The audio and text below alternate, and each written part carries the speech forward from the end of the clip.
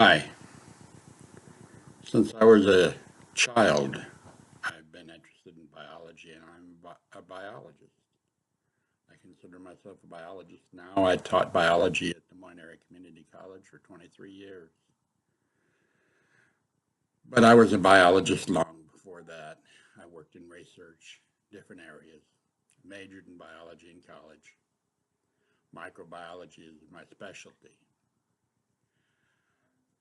But I also worked on evolutionary biology and genetics. And I want you to be clear on one thing. There is absolutely no biological basis for racial distinctions. In biology, if the species is the same, if the members of the species are the same, they interbreed successfully with no problems. We, any of the races, can interbreed with any of the others and have offspring that people who are less informed say, oh, mixed race babies. But the thing is, they're not mixed race because we're all the human race. And this is the thing we have to keep in mind. Human beings are human beings. The reason we have different levels of pigmentation is because of our evolutionary ancestry.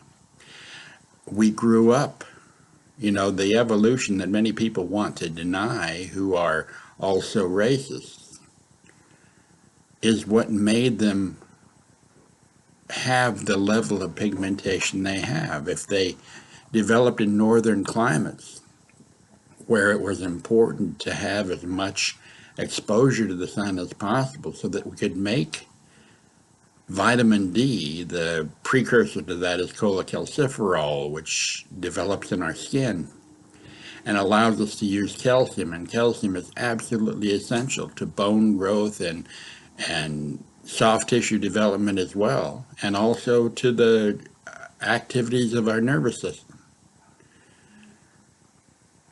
We needed to have less pigmentation so that the sun could reach and stimulate our cells to develop and produce cholecalciferol, which became vitamin D later in our bodies. In areas where there was more direct sunlight or more sunlight, there was no need for that. As a matter of fact, they were exposed too much to sun, and so to develop defense against the sun, they developed more melanin, and that's the pigmentation. We stimulate melanocytes in our bodies, in our skin, when we're exposed to the sun. That's why people tan, who are otherwise what we would consider to be Caucasian. And many of us have genetic components that are from other races, so-called races. When we check our DNA composition, we find out that we are an intermixed group, homogeneous and heterogeneous group of people. There are no genetic or biological reasons for racial distinction. They're all political, and they are reasons that were developed by people who wish to have excuses for belittling one group or another of human beings. Now, admittedly, those who developed in the northern climes who would have less pigmentation also had a tendency to have to struggle harder to obtain the necessary resources to stay alive and keep their families alive and things like that.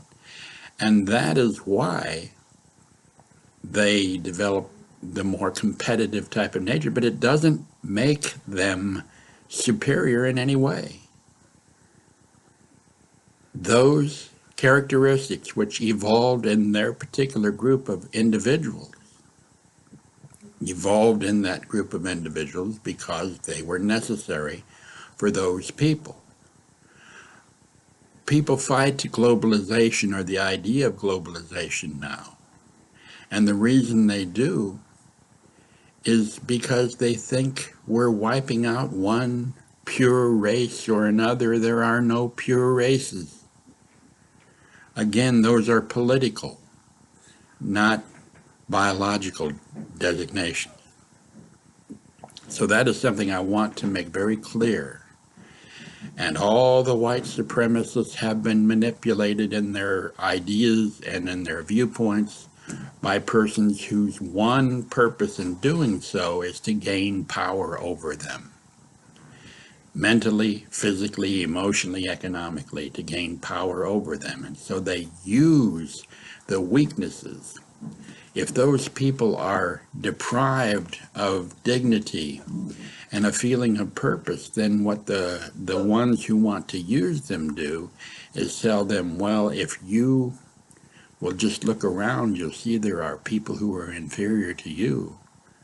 So you are not so bad off, even if you are economically deprived, because by golly, you're white. And in some areas, it's other types of political considerations. And so somebody may say, you're better off because you have pigment. Well, actually, biologically, the people with pigment are better off, because what we've done to our world is we have decreased the amount of ozone which protects us from the sun's rays that actually do us harm and cause skin cancer. And those persons who have more pigment, if we want to talk about anybody being superior, they are, because they will live through exposures that will cause skin cancer in the less pigmented individuals. So keep that in mind. And when you keep that in mind, understand, again, there is absolutely no biological basis for race. And we all have the same fears and desires and needs for dignity and self-respect. And those, again, who would deprive certain groups of them, of us, of those particular characteristics, are only doing so because they seek to gain power and to gain groups of people who support their ideas so that they can become rich. Wealth is not wealth if you have no real purpose. And those persons who never seem to get enough wealth don't get enough wealth because what they're trying to fill is an emptiness inside of them. And that emptiness inside of them can only be filled by cooperative efforts and associations with all of the human race, all of the people on the planet. This planet will survive if we understand that. And those forces that would say, let's have individual sovereignty and no interference from one group or another group in our own national sovereignty, are saying that because they are supporting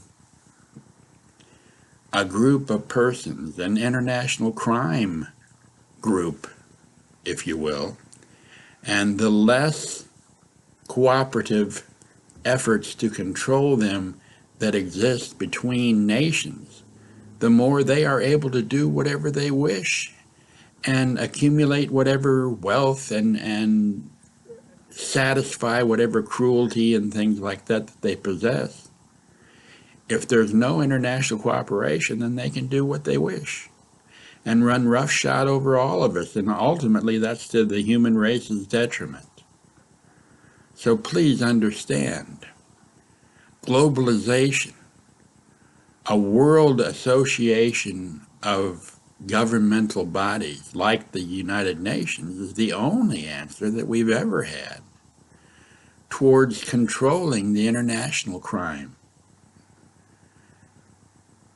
If we don't have that, Again, those people can run roughshod over us to their heart's content. And the reason they do that, and they don't understand that, is because they're trying to fill that emptiness inside of them.